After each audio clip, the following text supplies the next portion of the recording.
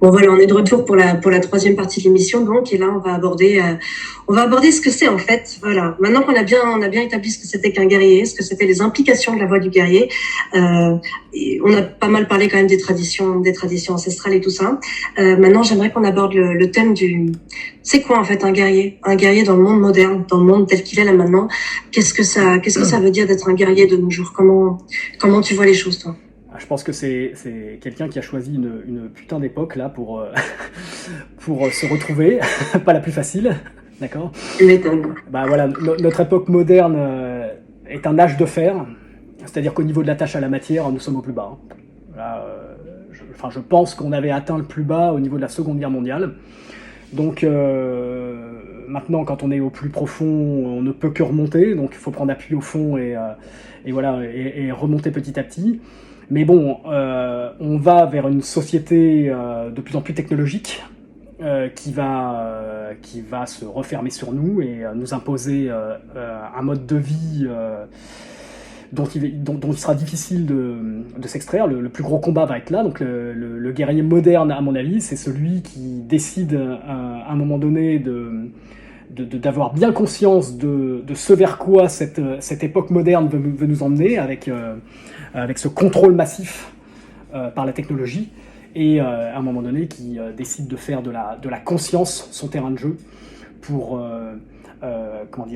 pour rester vivant et pour refuser justement de vendre son âme et de devenir l'esclave d'un monde qui va se nourrir de lui.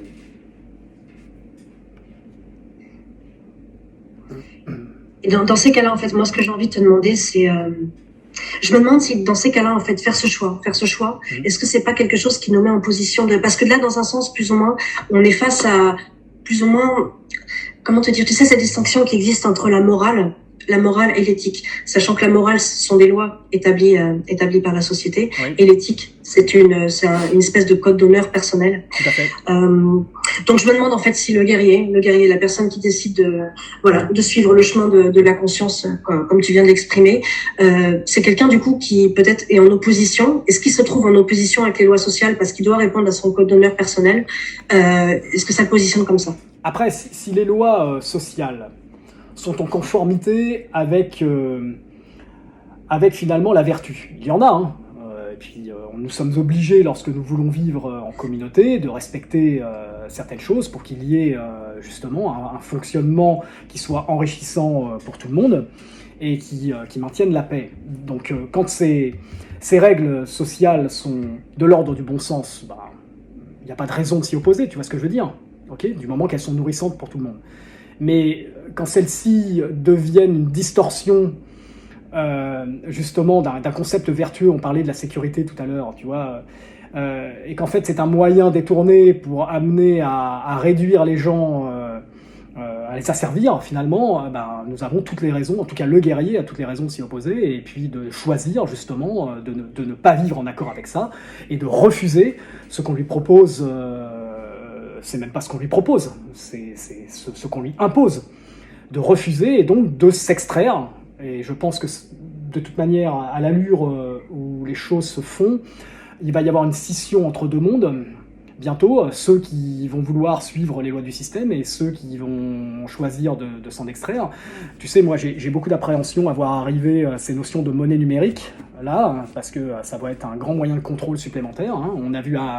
On a vu déjà quelques bons épisodes là de ce que pouvaient être des expérimentations de contrôle social et d'études du fonctionnement humain en société, avec les épisodes liés au Covid par exemple.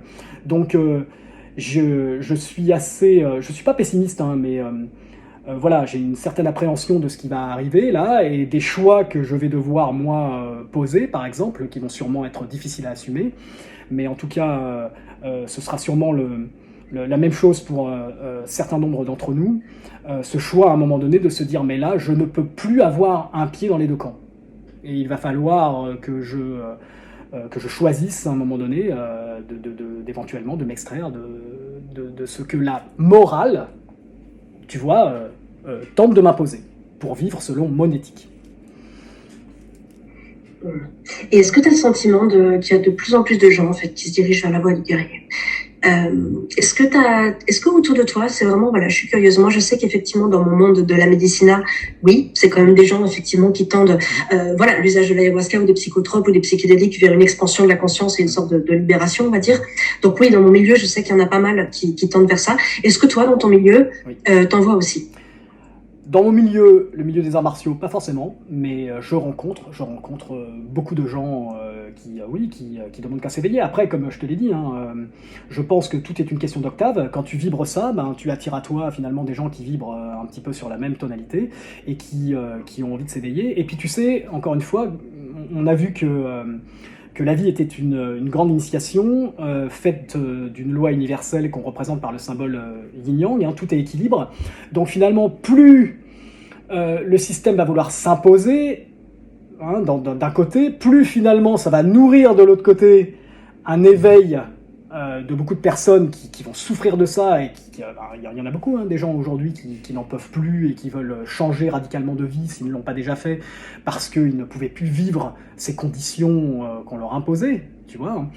Et donc, je pense qu'encore une fois, les ténèbres, entre guillemets, servent la lumière, et qu'il y a effectivement aujourd'hui de plus en plus de gens qui veulent sortir de cette vie au service du système pour avoir une vie au service d'eux-mêmes, pour pas dire au service justement de la lumière. Oui, alors moi par contre, un truc que je vois et qui est quand même lié à ça finalement, je trouve qu'il y a quand même une grosse tendance à la victimisation de nos jours, alors que ce soit par rapport aux autres ou justement par rapport au système. On le voit sur les réseaux sociaux, on le voit principalement en France parce qu'on est des gros géniards qui adorons nous plaindre, mais les gens en fait ont tendance à se focaliser sur ce qui les accable plutôt que par ce qui les anime. Pareil, ce besoin, si tu veux, de se définir par rapport à tout un tas de traumas. Alors après, je comprends qu'on doive un petit peu, comment te dire, on est dans une époque où voilà, on écoute beaucoup plus ses souffrances, et tu vois ce que je veux dire. Avant, c'était complètement refoulé. Là maintenant, il y a une sorte d'éclosion où les gens, voilà. Mais le problème, c'est qu'on dirait qu'il y a une tendance inverse qui se dessine, où en fait, on se définit par rapport à nos problèmes, nos traumas, aux choses qui vont pas, si tu veux. On est contre ci, contre ça, et je trouve qu'en fait, on manque, à force de vouloir tout critiquer, tout démolir, on manque en fait de construction. Et je trouve qu'il y a énormément de gens finalement qui se définissent par rapport à leurs troubles, par rapport à leurs problèmes, par rapport à ce qui les accable, plutôt que par rapport au feu sacré. C'est Nietzsche en fait qui a eu cette phrase que je trouve vraiment magnifique. Bon, alors la citation exacte, je m'en souviens plus, mais il dit que voilà, plutôt que de dire en fait qu'on s'est échappé d'un joug, il faut plutôt dire quelle est notre idée maîtresse.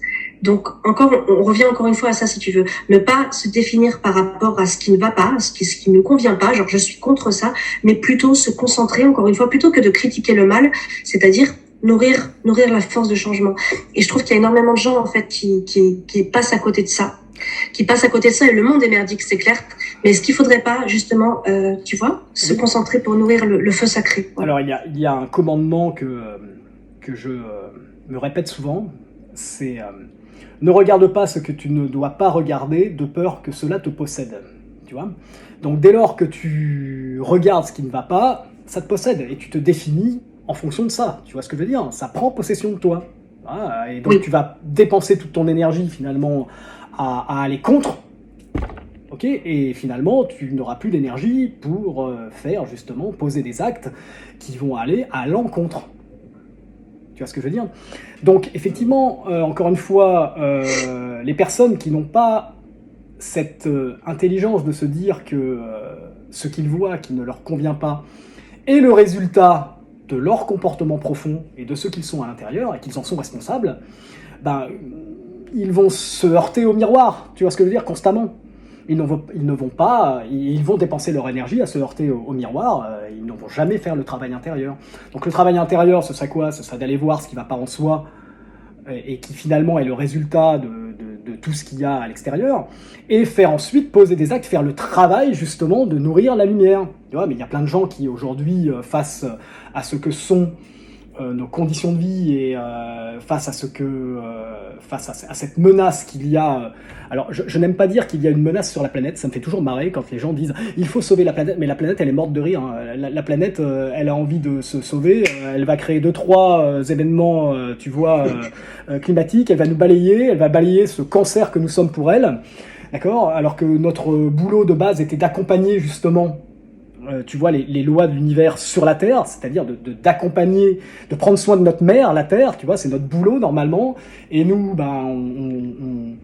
on ne prend pas soin de la Terre, mais je veux dire, elle est absolument pas menacée, tu vois, c'est nous qui sommes menacés, c'est de nous que nous devons nous sauver, nous-mêmes, et donc tu as ces gens qui en ont pris conscience, et qui, au lieu de parler constamment des problèmes qu'il y a sur la Terre, arrêtent de regarder ça, ils en sont conscients, et ils sont déjà au travail pour créer tout un tas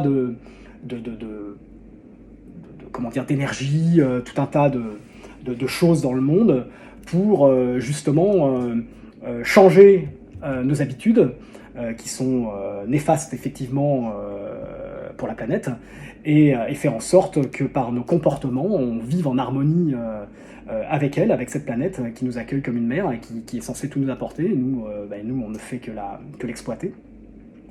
Et tout un tas de solutions pour vivre en symbiose, sans perdre de temps et d'énergie à regarder ce qui ne va pas. Il regarde ce qu'il est encore possible de faire. Encore une fois, c'est se servir de l'ombre pour nourrir la lumière, alors que sinon, oui, ça va pas, on sait que ça va pas. D'accord, et alors on fait quoi ? Est-ce qu'on passe notre temps à dire ça va pas, donc je ne vais pas bien parce que il y a ceci, il y a ce... bouge mec, change les choses. Arrête de regarder ça, tu vois, ça te possède, ça prend toute ton énergie, coupe-toi de ça, ok, coupe-toi de ta télé, et dis-toi, ok, qu'est-ce qui m'anime, justement ? Qu'est-ce que j'ai envie d'apporter au monde à l'intérieur ? Que ce soit artistique, que ce soit professionnel, que ce soit n'importe quoi, mais qu'est-ce qui me fait vibrer là ? Qu'est-ce que j'ai envie de porter dans le monde ? Qu'est-ce que j'ai envie de créer ? Et là, tu vas le retrouver le feu. Okay, et puis justement, tu vas te mettre en marche et tu vas ouvrir à toi un champ des possibles. Et il y a des forces qui vont t'accompagner parce que tu es là pour ça. Tu es là pour que ces forces s'expriment. Et passer ton temps à refuser de faire en sorte qu'elles s'expriment et à perdre ton temps à voir ta tronche dans les médias et dans des choses qui te disent que ça va pas, tu es en train de gaspiller une vie qui t'est donnée normalement pour justement permettre à ton âme de venir s'exprimer dans la matière. Alors moi, ce que j'aimerais te demander, c'est... Il y a des personnes qui malheureusement semblent complètement déconnectées en fait de leur feu sacré et peut-être même qui n'ont aucune idée en fait de ce dont on parle quand on évoque ça. Parce que voilà, tout simplement, elles n'ont pas pris l'habitude en fait de s'écouter elles-mêmes. Sans doute qu'elles n'ont pas eu les parents qu'il fallait. Peut-être, je sais pas, qu'elles ont été beaucoup trop brimées ou quelque chose comme ça. Et il y a des personnes, je pense, qui ressentent ce besoin en fait, qui ressentent ce besoin d'écouter leur feu sacré justement, peut-être même pour savoir que faire de leur vie. Parce que moi, je connais pas mal de personnes en fait qui me disent qu'elles m'envient plus ou moins, qui me disent que j'ai de la chance parce que moi j'ai identifié très jeune en fait ce pourquoi j'étais faite. Et effectivement c'est une chance parce que je me suis pas perdue, j'ai pas perdu de temps dans quelque chose je me suis pas perdue sur le mauvais chemin quoi. Et j'ai la chance d'avoir des passions, effectivement des choses qui me nourrissent. Et pour moi en fait la question se pose pas, j'ai qu'à suivre ce qui m'attire en fait. Et ça m'attire tellement fort comme un aimant que la question se pose même pas, j'ai même pas envie de m'engager sur une autre voie, tu vois. Mais il y a des personnes apparemment qui ne connaissent pas ce sentiment. Elles sont complètement déconnectées d'elles-mêmes ou de la raison pour laquelle en fait elles sont sur Terre. Elles ont ni passion, ni vocation, ni comment aider ces personnes en fait à savoir qui elles sont et à nourrir leur feu sacré. Alors, je pense que tout est une question de moment. Dans une incarnation ou dans une autre, nous sommes destinés à nous réveiller par une situation, par un vécu.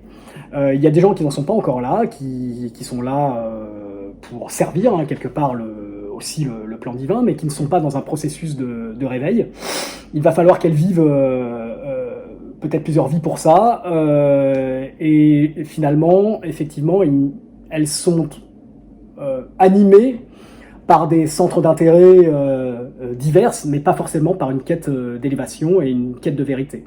Donc, tant que ces personnes ne posent pas la question, on ne peut pas leur amener des réponses. Par contre, il y a des gens qui sont qui sont déjà à l'œuvre pour investir, par exemple, l'établissement scolaire. Je pense à une personne qui m'est chère en particulier et qui mène des interventions dans les établissements scolaires pour finalement, sur des sujets principalement relationnels, amène les enfants à se poser des bonnes questions. Parfois, ça peut être un élément, justement, tu sais, un éclair, boum, d'un coup, une prise de conscience qui va enchaîner d'autres prises de conscience chez la personne et qui va l'amener à se poser des questions et d'un coup à sentir un besoin de chercher qui elle est parce que elle se rend compte que finalement elle est le résultat d'un fonctionnement qui appartient à des schémas et d'un coup sa pensée va se mettre en place et elle va être constamment nourrie par ça. Donc je pense qu'on a le devoir, nous, en tant que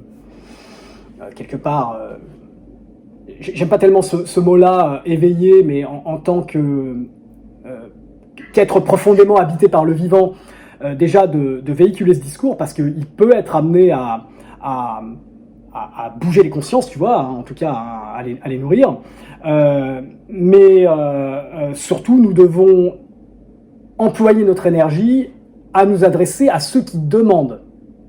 Tu vois, parce que tu ne peux pas perdre d'énergie à t'adresser à des gens qui ne demandent pas à évoluer. À partir de là, tu peux leur présenter ta voix avec passion, et toi, c'est ce que tu fais à travers tes livres. Hein. C'est pour ça vraiment que j'ai l'immense bonheur de partager ce moment avec toi. C'est que tu es capable, toi, par ta personne et par ce que tu maîtrises, c'est-à-dire la plume, de faire passer justement cette vibration, tu vois, et on a envie de t'écouter, on a envie de te suivre dans ta voix, tu vois, d'avoir tes explications parce que tu corresponds à un moment donné à ce qu'on cherche, tu vois. Et c'est pareil, moi, pour les arts martiaux, tu vois, je vais avoir des gens qui vont venir et je vais les voir en recherche et ce que je vais leur apporter va les animer, mais m'anime aussi. Alors que quand je, finalement, m'adresse à des gens que je vois arriver et que tu vois que c'est éteint et qu'il n'y a pas vraiment de recherche ou qu'on n'est pas du tout sur la même longueur d'onde, on ne se nourrit pas l'un l'autre. Moi, je perds mon énergie, j'ai tout juste pas envie d'être là. Lui, il a tout juste pas envie d'être là, on ne se comprend pas. Tu vois, et à ce moment-là, c'est pas le moment, tu vois ce que je veux dire. Il faut s'adresser à ceux qui vibrent sur le même canal et qui fait que on se rencontre pour se nourrir mutuellement. Et à ce moment-là, voilà, là, on contribue justement à une certaine avancée dans l'humanité. Alors ouais, bien qu'effectivement on puisse dans un sens aider l'humanité en servant de guide, voilà, parce que nous on est des gens habités avec un message et c'est pas difficile pour nous, on va dire, de se connecter à ça. Malgré tout, moi il y a souvent un sentiment que j'ai eu. Bon là ça commence à aller mieux parce que comme tu dis, peut-être que voilà, l'univers est en train de m'apporter ce dont j'ai besoin et que je vibre d'une certaine manière et du coup j'attire les bonnes vibrations et il y a de plus en plus de personnes qui me comprennent et qui me ressemblent et avec lesquels je peux vraiment parler, on est en train de se rapprocher, donc c'est très agréable. Mais pendant une grosse partie de ma vie quand même, j'ai senti une espèce de solitude, tu sais, comme si j'étais, je sais pas, que j'avais des idées, des sentiments qui étaient complètement différents en fait de ce que les gens de base vivent et je me demandais en fait si voilà, quand même suivre la voie du guerrier, c'est pas quand même quelque chose de comme une lutte solitaire. Qu'est-ce que t'en penses toi ? Je pense que cette lutte est solitaire dès lors justement qu'on se ferme au monde, c'est-à-dire qu'on se considère comme étant étranger à ce monde-là. On refuse presque notre incarnation. On a l'impression d'être d'une autre planète, tu sais, c'est souvent ça qu'on entend, hein, je suis d'une autre planète, moi je suis pas d'ici. Et donc on est complètement fermé et forcément ce qu'on vibre, c'est simplement de l'opposition. Donc c'est sûr qu'on ne peut pas attirer dans cet état de vibration-là, on ne peut pas attirer les personnes qui sont de même nature ou les situations qui vont nous être favorables pour justement peut-être lancer notre discours au monde, tu vois. Mais par contre, dès lors que tu commences à t'affirmer en fait dans ton discours et à te reconnaître légitime de le porter au monde, de l'affirmer finalement, tu commences à changer d'octave et à ce moment-là commence à s'ouvrir des portes, des occasions de rencontrer des personnes qui partagent les mêmes avis. Et plus finalement tu échanges, plus tu es à l'aise avec cette idée qu'il y a que ce monde peut t'accueillir aussi avec tout ton message. Et à ce moment-là, tu commences ça commence à résonner, et puis tu commences à échanger avec d'autres personnes, et puis voilà, tu as en fait c'est pas le monde qui te donne l'occasion de pouvoir dire qui tu es, de montrer qui tu es, c'est toi qui l'a provoqué, simplement par le fait que tu t'estimes être en droit d'être profondément qui tu es dans ce monde-là, et qu'il n'est pas hostile à ton avis, et que il faut tout pour faire un monde en fait. Oui, effectivement, c'est le sentiment que j'en ai eu, et quand je crois que j'ai commencé à arrêter de planquer en fait, parce que je me disais de toute façon ils vont pas comprendre, ou je vais passer pour une folle. Déjà je me suis rendu compte en fait que les gens réagissent assez bien en fait. Quand on est naturel, quand on est enflammé, je trouve que finalement c'est assez bien perçu, contrairement à ce qu'on pourrait penser, c'est assez bien perçu, et même ça incite les autres à peut-être que eux aussi en fait ils cachent un peu quelque chose par peur d'avoir l'air bizarre, et en fait quand toi tu le fais, ça autorise plus ou moins tout le monde autour de toi à le faire, et tout le monde commence à être plus lui-même en fait, et on part sur des relations complètement différentes. Et je voudrais te demander justement si tout le monde suivait la voie du guerrier, si tout le monde était profondément connecté à son feu intérieur, portait le message pour lequel il est né, il l'incarnait vraiment, à quoi il ressemblerait le monde selon toi?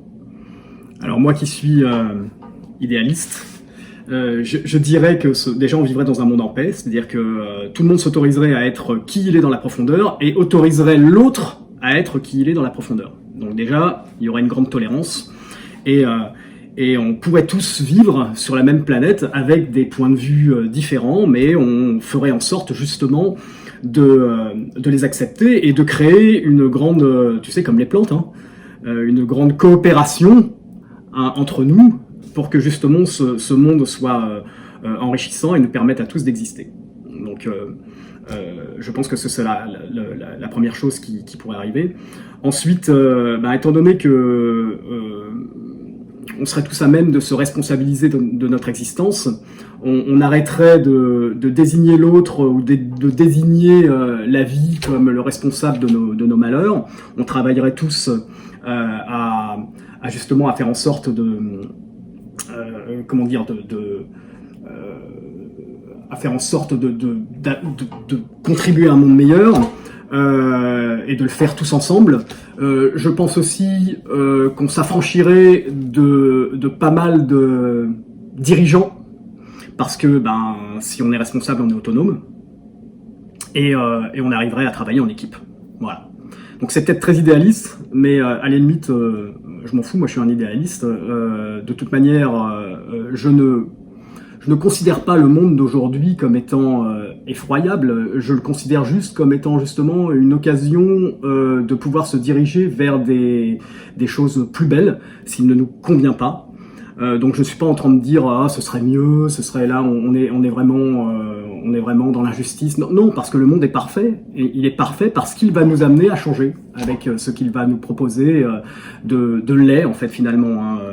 Je pense que les ténèbres doivent servir la lumière. Donc finalement, peut-être qu'il ne me convient pas aujourd'hui sous certains aspects, mais c'est très très bien parce que ça m'amène moi à me diriger justement vers ce que je veux voir.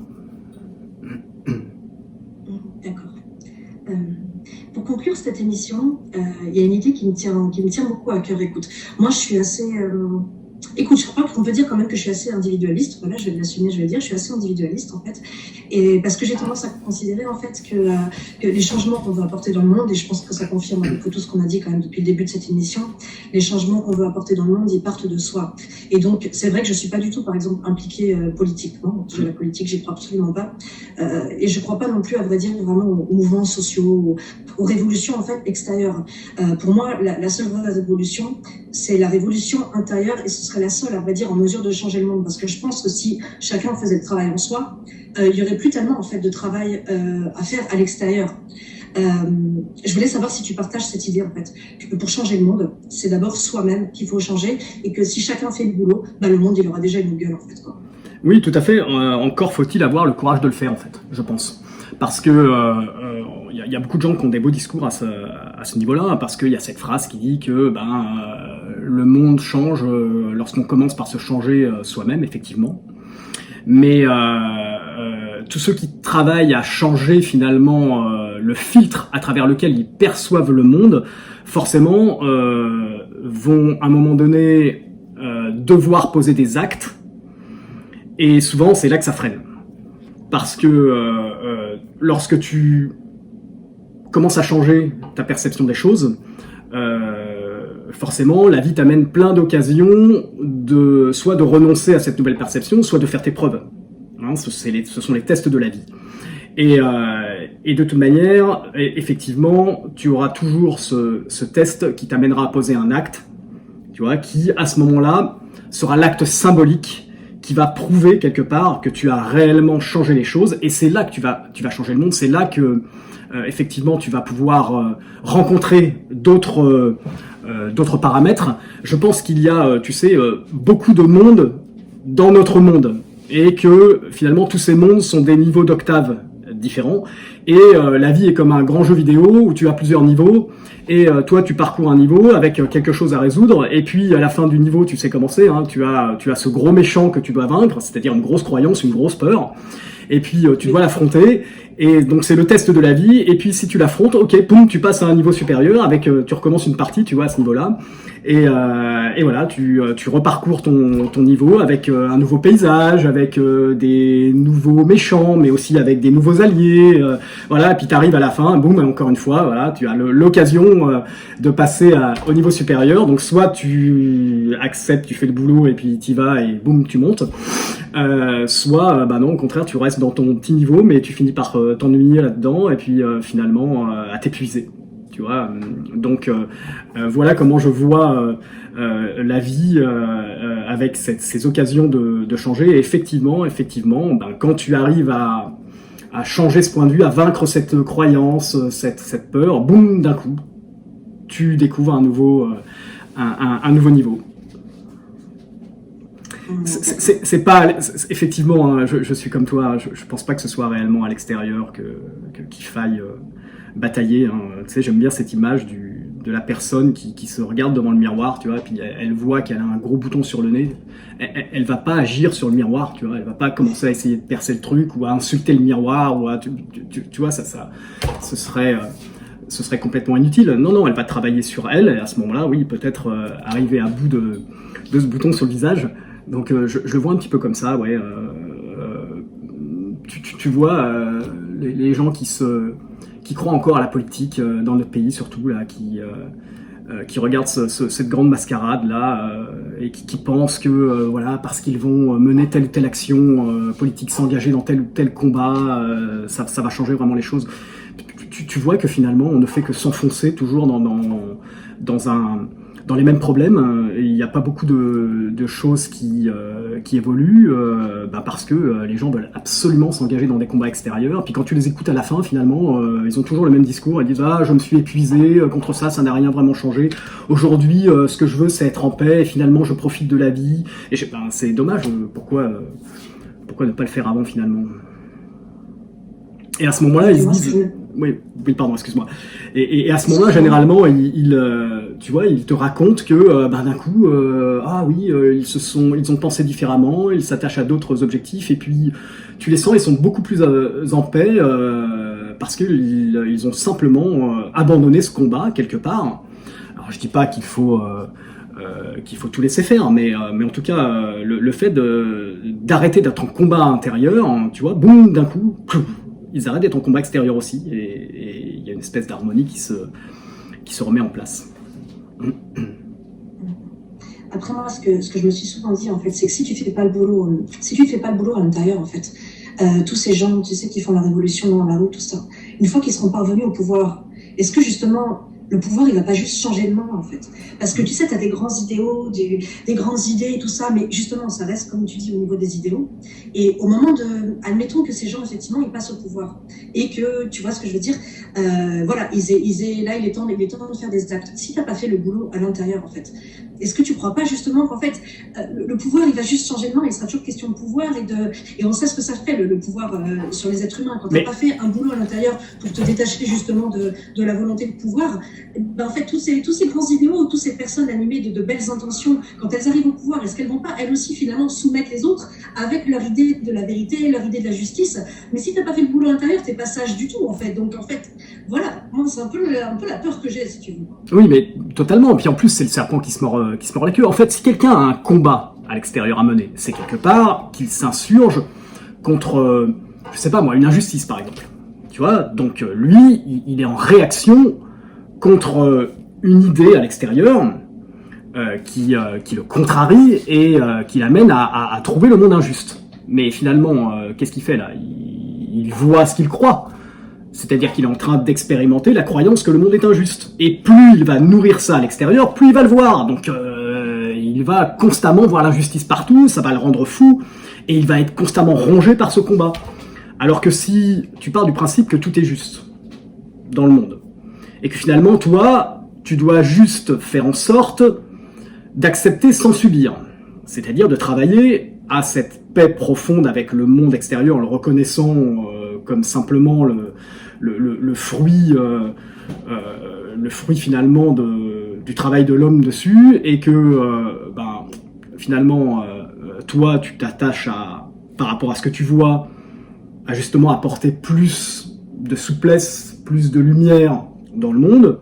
Tu vas arrêter de regarder ce qui nourrit en toi ce sentiment d'injustice, et tu vas commencer à porter ton regard sur des choses que tu peux faire toi pour justement contribuer à plus de lumière.